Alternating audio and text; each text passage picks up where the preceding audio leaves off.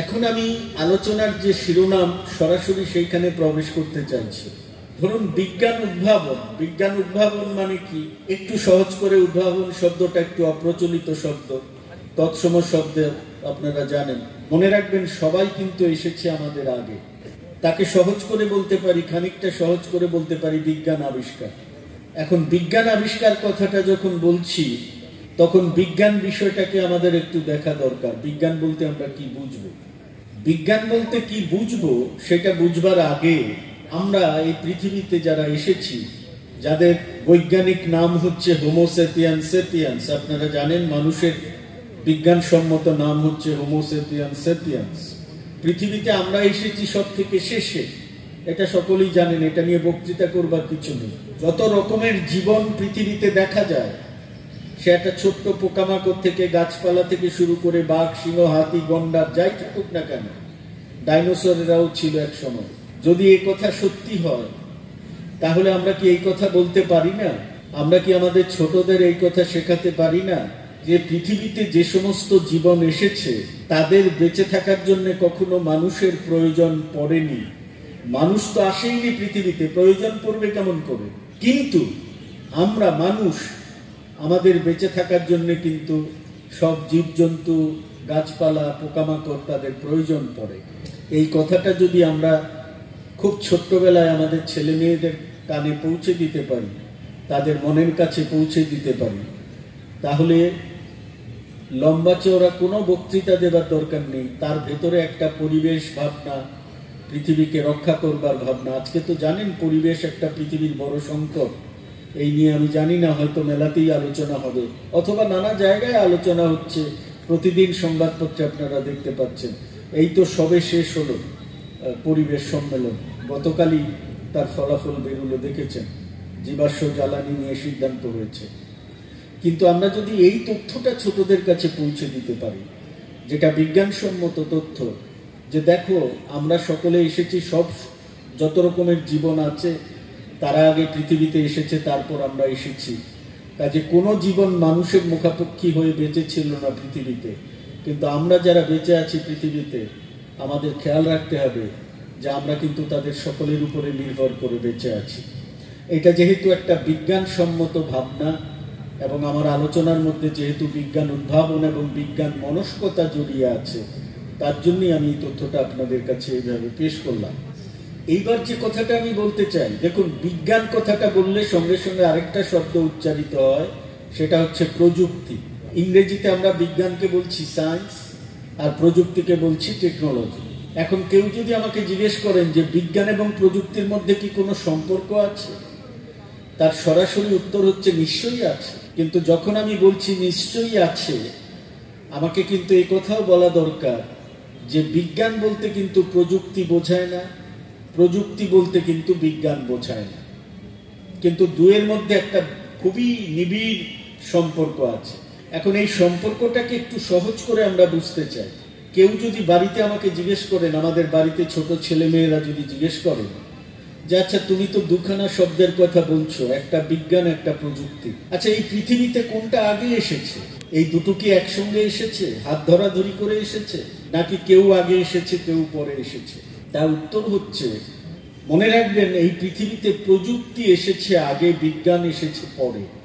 কিন্তু একটা কোনো প্রযুক্তির যে বিজ্ঞান, একটা যন্ত্র কাজ করছে, কি করে কাজ করে? এই যে ধরুন আমি মাইক্রোফোনের সামনে বলছি, মাইক্রোফোন একটা প্রযুক্তি, কিন্তু মাইক্রোফোনটা কি করে কাজ করে? আমি ফিসফিস করে বললে অনেক দূর পর্যন্ত কথা পৌঁছে যাচ্ছে, এটা কেমন করে সম্ভব হয়? এই ব্যাখ্যাটা হচ্ছে বিজ্ঞান। কাজে মনে রাখবেন কোন যন্ত্র কি কাজ করে যদি আমরা প্রশ্ন করি, তাহলে তার উত্তর হচ্ছে প্রযুক্তির উত্তর। কিন্তু আমরা যদি প্রশ্ন করি যন্ত্র কিভাবে কাজ করে, তাহলে তার উত্তর হচ্ছে বিজ্ঞানের উত্তর। সাধারণ মানুষ যখন একটা প্রযুক্তি দেখেন তখনই বুঝতে পারেন সেটা কি কাজ করে। এই যে আমি বলছি, আসতে বলছি, জোরে শুনছেন, তার জন্য লেখাপড়ার প্রয়োজন নেই, ডিগ্রির প্রয়োজন নেই, কিচ্ছু প্রয়োজন নেই, শুধু চোখে একবার দেখতে হবে। চোখে একবার দেখতে হবে মানে অভিজ্ঞতাটাকে অর্জন করতে হবে। আপনি যদি অভিজ্ঞতাটা একবার অর্জন করেন, তাহলে মাইক্রোফোন কি কাজ করে বলতে পারবেন, কম্পিউটার কি কাজ করে বলতে পারবেন, রেলগাড়ি কি কাজ করে বলতে পারবেন, টেলিগ্রাফ কি কাজ করে বলতে পারবেন, আকাশে যখন এরোপ্লেন যায় সে কি কাজ করে বলতে পারবেন, রকেট কি কাজ করে বলতে পারবেন, সমস্ত প্রযুক্তি কি কাজ করে বলতে পারবেন। কি কাজ করে, কেমন ভাবে কাজ করে নয়, কিন্তু কেমন ভাবে কাজ করে যদি তার উত্তর জানতে চান তাহলে আপনার কিছু লেখাপড়া করতে হবে। ধরুন এই যে সামনে আমার মাইক্রোফোন আছে, আমি যদি আপনাদের জিজ্ঞেস করি যে বলুন তো মাইক্রোফোন কেমন ভাবে কাজ করে, এইটার উত্তর কিন্তু লেখাপড়া শিখলেও সবাই দিতে পারবেন না। কারণ পদার্থবিদ্যার অনেকগুলো শাখা আছে, তার মধ্যে বিদ্যুতের বিষয় আছে, চৌম্বকত্বের বিষয় আছে, শব্দবিজ্ঞানের বিষয় আছে। এই তিনটের মধ্যে একটা পারস্পরিক যোগসূত্র গড়ে ওঠে এবং এই পারস্পরিক যোগসূত্রের ভেতর থেকেই মাইক্রোফোন কিভাবে কাজ করে আমাদের সেই উত্তর লিখতে হয়। কাজেই মনে রাখবেন যে বিজ্ঞানের কথা যখন একজন মানুষকে বলতে হয় তখন তাকে খানিকটা লেখাপড়া, খানিকটা তথ্য, খানিকটা হিসেব নিকেশ কিন্তু তাকে ইতিহাস থেকে করতে হয়। প্রযুক্তির ক্ষেত্রে সব সময় সেটা প্রয়োজন হয় না। আপনার যদি একটা অভিজ্ঞতা চোখের সামনে ধরা দেয়, আপনি যে কোনো দিন যে কোনো মানুষ গিয়ে বলতে পারবেন, আরে আমি তো দেখে এসেছি 15 বছর আগে এরকম একটা সামনে থাকলে আস্তে কথা বললে জোরে শোনা যায়।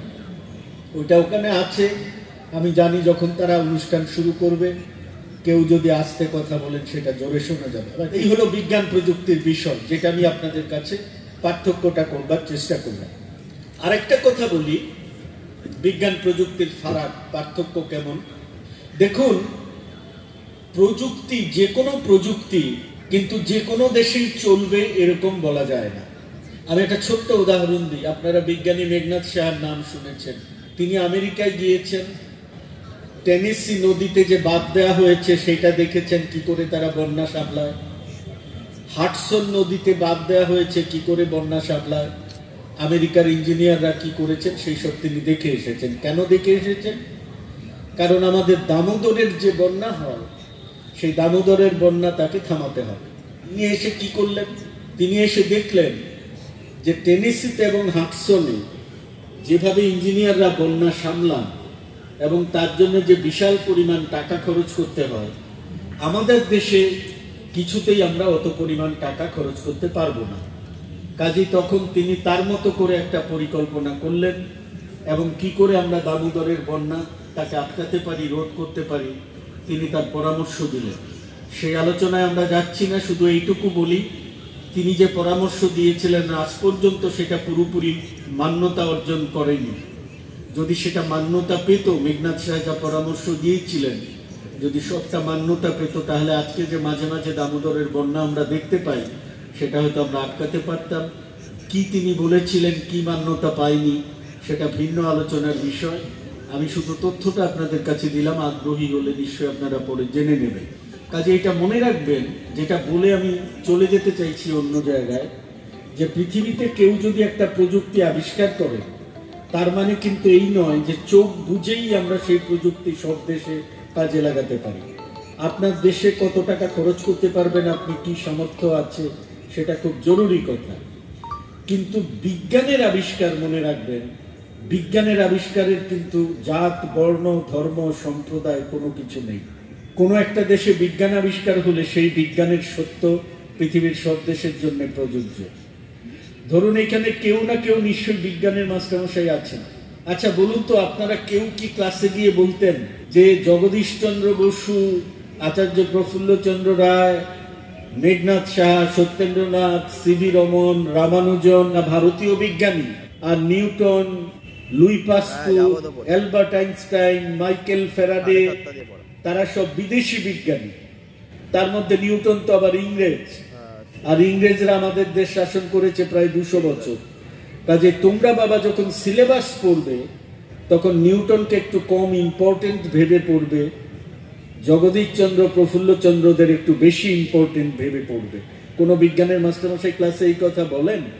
যদি কেউ বলেন তাহলে মনে রাখবেন আমাদের কাজ হচ্ছে তাকে মানসিক চিকিৎসালয়ে পাঠাতে হবে, এছাড়া কিছু উপায় নেই। বিজ্ঞান কখনো সেইভাবে কথা বলে না। ভারতীয় বিজ্ঞান, ইসলাম বিজ্ঞান, ইউরোপীয় বিজ্ঞান, ওরকম কিছু হয় না।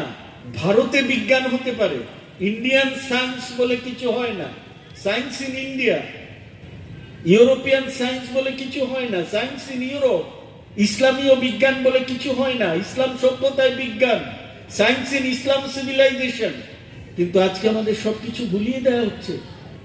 এই যে বিজ্ঞান মনস্কতার কথা এলো, আচ্ছা আপনারা আমাকে হয়তো অনেকে বলতে পারেন যে মশাই বিজ্ঞান মনস্কতা বলছেন, চারপাশে গেলেই এখন শুনি বিজ্ঞান মনস্কতা, বিজ্ঞান মনস্কতা। তোমাদের দেশে কি তাহলে বিজ্ঞান মনস্কতা ছিল? কেউ তো জিজ্ঞেস করতেই পারে যে তুমি একজন ভারতীয় নাগরিক, তুমি 2023 সালে দাঁড়িয়ে বলছো বিজ্ঞান মনস্কতা চলে যাচ্ছে, সর্বনাশ হয়ে যাচ্ছে। তাহলে কি ভারতে বিজ্ঞান মনস্কতা ছিল? আমার সোজাসুজি উত্তর হচ্ছে না, ছিল না। যদি বিজ্ঞান মনস্কতা থাকতো তাহলে রামমোহনের সতীদাহ প্রথার কথা উঠছে কি করে? বিদ্যাসাগরের বিধবা বিবাহ চালু করা, বহু বিবাহ বন্ধ করার কথা উঠছে কি করে? অক্ষয় কুমার দত্ত যে লড়াই করেছেন বিজ্ঞান সংস্কৃতি তৈরি করবার জন্য, কেন তিনি লড়াই করেছেন? কাজেই বিজ্ঞান মনস্কতা আমাদের দেশে তারও একটা অভাব ছিল। কিন্তু যে কথাটা বলতে চাই আপনাদের কাছে, এই সময়ের সঙ্গে এই সময়ের একটা বড় পার্থক্য হচ্ছে এই, আমাদের দেশের রাষ্ট্র কখনো অপবিজ্ঞান, কুসংস্কার এগুলো চালু করতে চায় না। রাষ্ট্রের তরফ থেকে কখনো অপবিজ্ঞান চালুর কোনো উদ্যোগ দেখা যায়নি। কিন্তু আজকে আমাদের দেশে দুঃখের সঙ্গে হলেও বলতে হচ্ছে রাষ্ট্র সেই দায়িত্ব গ্রহণ করেছে, কি করে অপবিজ্ঞান প্রচার করা যায়, কি করে কুসংস্কার প্রচার করা যায়। সেই জন্যই বইমেলার আজকের এই আলোচনা অত্যন্ত গুরুত্বপূর্ণ বলে আমরা মনে করছি। আমি আপনাদের কাছে বেশি উদাহরণে যেতে পারবো না, একটা দুটো উদাহরণে যাব। আপনারা জানেন 2014 সাল, এই উদাহরণটাকে আমি একটু বর্ণনা করব এই জন্য যে আপনারা যারা আলোচনা শুনছেন গভীর মনস্ক মানুষ, একটু বর্ণনা থাকলে, একটু বিশ্লেষণ থাকলে আপনাদের বুঝতে সুবিধা হবে। আমাদের যে ভারতীয় বিজ্ঞান কংগ্রেস, ইন্ডিয়ান সায়েন্স কংগ্রেস, সেটি শুরু হয়েছিল 1914 সালে। কোথায় শুরু হয়েছিল? এশিয়াটিক সোসাইটিতে। এশিয়াটিক সোসাইটি কবে প্রতিষ্ঠিত হয়েছে? 1784 সালে। খেয়াল করবেন সময়টা দেখুন, 1784। তখন রামমোহন এই সবে হেঁটে চলে বেড়াচ্ছে, 1772 রামমোহনের জন্ম। সেই এশিয়াটিক সোসাইটিতে যখন স্যার আশুতোষ মুখার্জি, তার এবার মৃত্যুর 100 বর্ষ, স্যার আশুতোষ জন্মেছেন 1864 সালে এবং 1924 সালে 60 বছর বয়সে তিনি প্রয়াত হয়েছেন। কাজে আগামী বছর নিশ্চয়ই আপনারা চাইব বইমেলায় স্যার আশুতোষকে নিয়ে কিছু আলোচনার আয়োজন করবেন। স্যার আশুতোষ 1914 সালে এশিয়াটিক সোসাইটিতে তৈরি করলেন ভারতীয় বিজ্ঞান কংগ্রেস, ইন্ডিয়ান সায়েন্স কংগ্রেস। 2000 ইতিহাসের কি পরিহাস দেখুন, আমি পরিহাস ছাড়া আর কি শব্দ বলবো আপনারা ভেবে দেখুন। ভারতীয় বিজ্ঞান কংগ্রেসের যখন ঠিক 100 বছর পার হলো 2014, তখন মুম্বাইয়ে কংগ্রেস হচ্ছে। প্রতি বছর আপনারা জানেন বিজ্ঞান কংগ্রেস হয়, বিজ্ঞানীরা সেখানে যান। জানুয়ারি মাসের প্রথম সপ্তাহে হয়, সাধারণত 3 থেকে 7 জানুয়ারি, কখনো কখনো এদিক ওদিকে 1-2 দিন কম বেশি হয়। সেখানে আমাদের দেশের যিনি বিজ্ঞান এবং প্রযুক্তি মন্ত্রী 2014 সাল, কারা শাসন করছেন নিশ্চয়ই হিসেব নিকেশ করলে বুঝতে পারবেন। তার আবার একটা ডক্টরেট ডিগ্রিও আছে। তিনি বললেন, কথাটা খেয়াল করবেন, তিনি বললেন যে আমাদের স্কুলের ছেলে মেয়েরা এই যে অঙ্ক পড়তে গিয়ে পিথাগোরাসের উপপাদ্য পড়ে, এটা তো পিথাগোরাস আবিষ্কার করেননি। পিথাগোরাসের কি ভূমিকা আছে? এটা আবিষ্কার করেছে ভারতীয় গণিতজ্ঞেরা। আপনারা জানেন আমাদের শুল্ভ শাস্ত্র বলে একটা গণিত শাস্ত্র আছে, প্রাচীন গণিত শাস্ত্র, শুল্ভ সূত্র বা শুল্ভ শাস্ত্র। তাতে বৌধায়ন নামে একজন গণিতজ্ঞ আছেন। সত্যি তিনি বড় গণিতজ্ঞ ছিলেন, কোনো কিছু মিথ্যে নয়। ওই মন্ত্রীমশাই বললেন যে শুল্ভ সূত্রতে বৌধায়ন তিনিই বলে গিয়েছেন পিথাগোরাসের উপপাদ্য। তাহলে পিথাগোরাসের নামে কেন আমাদের ছেলে মেয়েরা পড়বে? এটা তো ভারতে আবিষ্কার হয়েছে। আমি আপনাদের বলেছি আমি কথাটা একটু বিশ্লেষণ করে করে বলবো, সহজ করে বলবো, কিন্তু একবার এটা বুঝলে আমরা যে কোনো উদাহরণ বুঝতে পারবো। এইটা যখন তিনি বললেন, এখন বোঝেন তো সাংবাদিকেরা তো কত রকমের সাংবাদিক আছে। এখনকার ভারতে সাংবাদিকদের চেহারা তো দেখতে পান, তো তার মধ্যে তো 2-4 জন সাংবাদিক থাকে যাদের মেরুদণ্ডটা একটু অন্যরকমের। তারা ঠিক করলেন যে মন্ত্রীমশাই বললেই সেটা মেনে নিতে হবে, বিজ্ঞানে তো এরকম হতে পারে না কখনো। তাহলে সত্যি সত্যি যিনি বলতে পারবেন এরকম একজন মানুষের কাছে যাওয়া যাক। আমি যা বলছি বাড়িতে গিয়ে কম্পিউটার খুলবেন, উইকিপিডিয়া খুলবেন, সব কথাগুলো দেখতে পাবেন। শুধু আমার কাছে একটু আপনারা অনুগ্রহ করে শুনে যান। তখন সাংবাদিকেরা কার কথা ভাবলেন? একজন গণিতজ্ঞের কথা ভাবলেন, তার নাম হচ্ছে মঞ্জুল ভার্গব। নামটা মনে রাখবেন, মঞ্জুল ভার্গব। নামটা শুনলে ভারতীয় ভারতীয় মনে হয়। তিনি ভারতীয় নন, কারণ ভারতে তার জন্ম হয়নি, বিদেশের মাটিতে হয়েছে। কিন্তু তার বাবা ভারতে জন্মগ্রহণ করেছেন, বাবা বিদেশে চলে গিয়েছিলেন, বিদেশেই তার ছেলের জন্ম হয়। ছেলের নাম মঞ্জুল ভার্গব। তিনি কে? প্রিন্সটন বিশ্ববিদ্যালয়ে গণিতবিদ্যার অধ্যাপক। আপনারা জানেন যেখানে অ্যালবার্ট আইনস্টাইন ছিলেন। প্রিন্সটন হচ্ছে পৃথিবীর একটি বিখ্যাত বিশ্ববিদ্যালয়। তাছাড়া তিনি হার্ভার্ডেও অধ্যাপনা করতে যান, এমআইটিতে অধ্যাপনা করতে যান, স্ট্যানফোর্ডে অধ্যাপনা করতে যান। অর্থাৎ পৃথিবীর গণিতের বিষয়ে একজন মানুষ, তার নাম মঞ্জুল ভার্গব। এখন গণিত এমন জটিল বিষয় বললেই তো আমরা সবাই বুঝবো না, কিন্তু একটা খবর দিলে আপনারা বুঝবেন তিনি কত বড় গণিতের মানুষ। গণিতে কোনো নোবেল পুরস্কার নেই। আপনারা জানেন 1901 সালে নোবেল পুরস্কার চালু হয়েছে, গণিতে নোবেল পুরস্কার নেই। কিন্তু গণিতে একটা পদক বা মেডেল দেওয়া হয় যার নাম হচ্ছে ফিল্ডস মেডেল, বলা হয় ফিল্ডস পদক। এই ফিল্ডস পদককে বলা হয় গণিতের নোবেল পুরস্কারের সমান। এই ফিল্ডস পদক পেয়েছেন মঞ্জুল ভার্গব। কাজে গণিতের নোবেল জয়ী মানুষ বলতে মঞ্জুল ভার্গবকে বোঝায়। তার কাছে সাংবাদিকেরা গেছেন। কেন গেছেন? সাংবাদিকেরা গেছেন তাকে জিজ্ঞেস করতে যে, আচ্ছা, ভারতের একজন মন্ত্রী বলছেন, মাননীয় মন্ত্রী বলছেন যে ছেলেরা যে পিথাগোরাসের উপপাদ্য পড়ে সেটা নাকি পুরোটাই ভারতীয়, তাতে নাকি পিথাগোরাসের কোনো ভূমিকা নেই। ইজিপশীয় সভ্যতায় আপনারা জানেন পিথাগোরাস ছিলেন, তার কোনো অবদান নেই। এবার তিনি কি উত্তর দিয়েছেন সেটা আপনারা একটু মনোযোগ দিয়ে শুনবেন। পিথাগোরাসের উপপাদ্যটা তো আপনারা জানেন যে একটা সমকোণী ত্রিভুজ, তার যে তাদের যদি বর্গ করা হয়, করে যোগ করা হয়, তাহলে অতিভুজ যেটা আছে তার বর্গের সমান হয়। যেমন ধরুন একটা ত্রিভুজ, একটা বাহুর দৈর্ঘ্য 3, তাকে বর্গ করলে 9, একটা বাহুর দৈর্ঘ্য 4, তাকে বর্গ করলে 16, 9 আর 16 যোগ করলে 25, 25-এর বর্গমূল 5। কাজে অতিভুজের দৈর্ঘ্য হচ্ছে 5। তাহলে আমি একটা ত্রিভুজ এঁকেছি, সমকোণী ত্রিভুজ, যার 3টে বাহুর দৈর্ঘ্য যথাক্রমে 3, 4 এবং 5। আপনি একক জুড়ে নিন, সেন্টিমিটার হতে পারে, মিটার হতে পারে, ইঞ্চি হতে পারে, যা কিছু হতে পারে। এই যে 3, 4, 5 এই সংখ্যাটা হচ্ছে একটা ত্রয়ী সংখ্যা, ট্রায়াড, ত্রয়ী সংখ্যা, 3টে সংখ্যা। আপনি চোখ বুঝে 3টে সংখ্যা পরপর লিখলেই কিন্তু অতিভুজ আসবে না, ত্রিভুজ আসবে না। আপনাকে বেছে বেছে 3টে সংখ্যা নিতে হবে। মঞ্জুল ভার্গব বললেন এই যে 3টে করে সংখ্যা বাছা হয়েছে এবং এরকম অনেকগুলো সংখ্যা বাছা হয়েছে, জানি না কিছু জন্য পিথাগোরাসই সেই ভূমিকা পালন করেছেন। এই যে অতিভুজের বর্গ এবং বাকি দুই বাহুর বর্গের যোগফলের সমান, এই যে আমরা স্কুলে পিথাগোরাসের উপপাদ্য হিসেবে পড়ি, তার প্রাথমিক ধারণাটা পিথাগোরাসের হাতেই তৈরি হয়েছে। তারপরে তিনি বললেন, তিনি কিন্তু শেষ করেননি, তারপরে বললেন কিন্তু ভারতের মাটিতে বৌধায়ন এবং আমাদের দেশে যাগযজ্ঞের যে বেদি তৈরি করা হয় আপনারা জানেন, তার মধ্যে অনেক জ্যামিতিক আকার থাকে।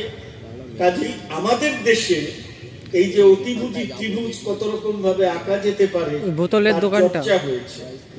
অর্থাৎ পিথাগোরাসের উপপাদ্য বলতে আমরা যা বুঝি, ভারতীয় সভ্যতার কাছ থেকে পিথাগোরাস উপপাদ্যের যে সংজ্ঞা, সেই সংজ্ঞা আমরা পেতে পারি। তিনি বলছেন কিন্তু বিজ্ঞান শুধুমাত্র উদাহরণ আর সংজ্ঞা দিয়ে চলে না, আরেকটা জিনিস যোগ করতে হয় যাকে বলা হয় ব্যাখ্যা বা এক্সপ্লেনেশন। ধরুন কোন ছেলে যদি পরীক্ষায় লেখে, আপনি প্রশ্ন দিয়েছেন জলচর প্রাণী কাকে বলে, ছেলেটা লিখে এলো মাছ, আপনি নম্বর দেবেন কিনা জানি না, আমি তাকে 0 দেব। কারণ আমি যদি জিজ্ঞেস করি জলচর প্রাণী কাকে বলে, শুধু মাছ লিখে এলে কেন সে নম্বর পাবে? আমাকে বলতে হবে যে সকল প্রাণী জলে বাস করে তাদের জলচর প্রাণী বলে। যদি উদাহরণ দিতে হয় মাছ লিখতে। তারপরে মঞ্জুল ভার্গব বললেন, এই যে পিথাগোরাসের কথা আমি আপনাদের শোনালাম, ভারতে যা সংজ্ঞা তৈরি হয়েছে তার প্রমাণ দিয়েছেন চীন দেশের গণিতজ্ঞেরা, এবং আমার এই চীন দেশের গণিতজ্ঞদের নাম মনে নেই। তাহলে কি হলো?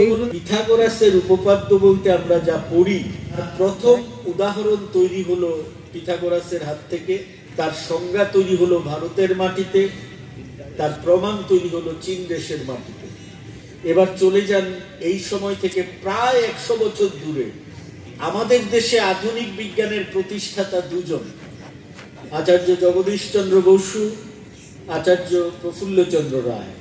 1920 সালে নাগপুর শহরে যে ভারতীয় বিজ্ঞান কংগ্রেস হয়েছিল তার সভাপতি ছিলেন আচার্য প্রফুল্লচন্দ্র রায়। 1927 সালে, তখন ভারত বিভাজন হয়নি, স্বাধীনতা আরো 20 বছর পরে, 1927 সালে লাহোরে যে বিজ্ঞান কংগ্রেস হয়েছিল তার সভাপতি ছিলেন জগদীশ চন্দ্র বসু। আমাদের দেশের বিজ্ঞান কংগ্রেসে যারা সভাপতি হয়েছেন তাদের যে বক্তৃতাগুলো, সেইগুলো হায়দ্রাবাদের একটি প্রকাশন সংস্থা, তার নাম ইউনিভার্সিটি প্রেস, তারা 4 খণ্ডে প্রকাশ করেছে। আপনাদের কারো যদি আগ্রহ থাকে আপনারা ব্যক্তিগতভাবেও সংগ্রহ করতে পারেন, এমন কিছু বেশি পয়সা লাগবে না, হয়তো 2-3 হাজার টাকা লাগবে। আপনারা সেই বক্তৃতাটুকু পড়ে দেখবেন, একটু লম্বা বক্তৃতা, কিন্তু আজকের এই আলোচনায় আমি জগদীশ চন্দ্রের বক্তৃতা থেকে একটা মাত্র লাইন আপনাদের বলবো। কি বলছেন জগদীশ চন্দ্র, খেয়াল রাখবেন। 1927 তিনি বলছেন, কেউ যদি মনে করেন বিজ্ঞানের উদ্ভাবনা কোনো বিশেষ জাতি বা কোনো বিশেষ সভ্যতার অবদান, তাহলে তিনি মূর্খের স্বর্গে বাস করছেন। পৃথিবীর বিভিন্ন সভ্যতার মানুষ তাদের যে অবিরাম সৃজনের ফসল, সেই সৃজনের ফসল হচ্ছে বিজ্ঞান। বিজ্ঞানের যে কোনো উদ্ভাবনায় পৃথিবীর নানা জাতের মানুষ, নানা ভূখণ্ডের মানুষের অবদান আছে। আপনাদের মনে পড়লে না, আজকে দাঁড়িয়ে মঞ্জুল ভার্গব যে কথা বলছেন, এই সময়ে দাঁড়িয়ে মঞ্জুল ভার্গব যে কথা বলছেন, আজ থেকে 100 বছর আগে আমাদের দেশে যিনি আধুনিক বিজ্ঞান প্রতিষ্ঠা করেছেন আচার্য জগদীশ চন্দ্র বসু একেবারে একই কথা বলেছেন। মনে রাখবেন, এই বিজ্ঞান মনস্কতাকে আক্রমণ করে তাকে ধুলোয় মিশিয়ে দেওয়ার চেষ্টা হচ্ছে। আমি বিদায় নেব আপনাদের কাছে আর একটা কথা বলি। 1950 সালে 26শে জানুয়ারি আমাদের দেশের সংবিধান তৈরি হয়েছে। কেউ যদি আপনাকে জিজ্ঞেস করে এক কথায় বলুন তো ভারতীয় সংবিধানের অভিমুখ কি, তাহলে আমরা কি বলবো? এক কথায় বলবো, আমাদের দেশের সংবিধান হচ্ছে যে কোনো ভারতীয় নাগরিক রাষ্ট্রের কাছে কি চাইতে পারে সেই অধিকার তাকে দেওয়া হয়েছে। ছোট্ট করে ইংরেজিতে বলি, rights of N Indian citizen, একজন ভারতীয় নাগরিকের অধিকার। 51 নম্বর ধারায় সেখানে যা লেখা আছে, ইংরেজিতে যা লেখা আছে, ছোট্ট করে আমি আপনাদের বলি, সেখানে লেখা আছে, every Indian citizen has to develop scientific temper, humanism, spirit of inquiry and reform. আমি কিন্তু একেবারে সংবিধান থেকে মুখস্থ করে লাইনটা আপনাদের বললাম। 51 নম্বর ধারা 76 সালে যোগ হয়েছে। বাংলা করলে কি দাঁড়ায়? আমাদের দেশের সংবিধান বলছে প্রতিটি ভারতীয় নাগরিকের কাজ হলো বিজ্ঞান মানসিকতার বিকাশ ঘটানো, টু ডেভেলপ সায়েন্টিফিক টেম্পার, বিজ্ঞান মনস্কতার বিকাশ ঘটানো, হিউম্যানিজম, মানবিকতার বিকাশ ঘটানো, স্পিরিট অফ ইনকোয়ারি, জিজ্ঞাসা বাঁচিয়ে রাখা, জিজ্ঞাসা, অনুসন্ধিৎসা। এই কথাটাই বলেছিলেন। আমি কি কোনো দেশদ্রোহিতার কাজ করছি? আমি কি দেশদ্রোহী? আমার দেশের গঠনতন্ত্র আমাকে যে কাজ করতে বলছে, বিজ্ঞান মানসিকতার বিকাশ ঘটাও, মানবিকতা সম্প্রসারিত করো, সমাজের মধ্যে জিজ্ঞাসা বাঁচিয়ে রাখো, দরকারে সংস্কারের কাজে হাত দাও, আমি তো এর বাইরে কোনো কাজ করছি না। কি পরিণতি হয়েছে তা? দিনের আলোতে খুন হয়ে গিয়েছেন ডক্টর দাভোলকার, খুন হয়ে গিয়েছেন MM কালবুর্গি, খুন হয়ে গিয়েছেন গৌরী লঙ্কেশ। মনে রাখবেন, আগামী দিনে আমাদের ছোট ছোট ছেলে মেয়েদের এই বার্তাটুকু পৌঁছে দিতে হবে। আমরা যদি বিজ্ঞান মনস্কতা না রক্ষা করতে পারি, আমরা যদি যুক্তিবোধ না রক্ষা করতে পারি, আমরা কেউ নিজেদের দাবি করতে পারবো না আমরা রামমোহন, বিদ্যাসাগর, অক্ষয় কুমার, রবীন্দ্রনাথের উত্তরসূরি হয়ে বেঁচে আছি। সবাইকে ধন্যবাদ এবং কৃতজ্ঞতা জানিয়ে আমার আলোচনা শেষ করছি।